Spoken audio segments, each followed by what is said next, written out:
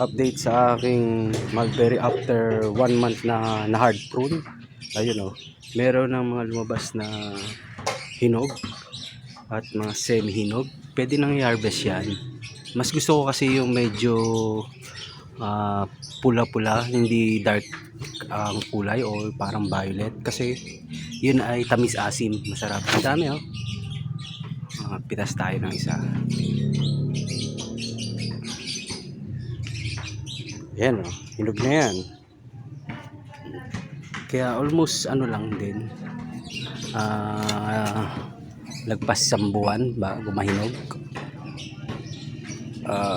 October 7 ko siya hinard prune pitas-pitas tayo. Dami sa baba. Ayan ang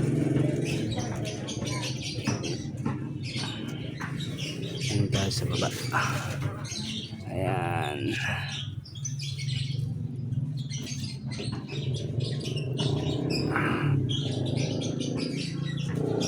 Kalimitan nasa baba mahirap makita kasi black.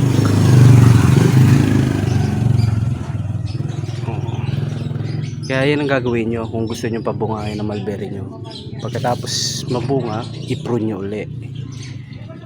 Kaya almost every month meron kayong ma-harvest.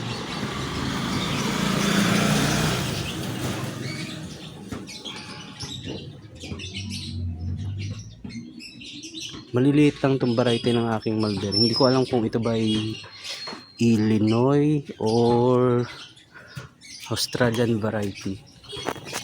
Ang dami din yan. Madami kasing dahon, natatakloban ng dahon. Ayan, pag gusto ko ulit magawa ng tsaa, yung pinag-hard prunan ko niyan, dapat tutuyin ko yung dahon niya. Pero hanggang ngayon, hindi ko pa nauubos lahat yung una kong na dried na mulberry leaves. Ayun. Dami. Marami pa yan. Teka lang ha. So ito yung total na nakuha ko ngayon. So kinukuha ko na rin kahit mga ganyan. Kasi pag hindi mo malalaglag lang siya. So sayang naman. Ayan marami pa namang ma-harvest dyan. Marami pang mga bunga. Siguro mga 2 weeks makukuha ko na rin yung mga yan. Ang dami. Taklob lang ng dahon. Pero marami yan. So yun, ganyan ang gawin nyo kung gusto nyo pabungayan yung mulberry. Di ba? Instant prutas.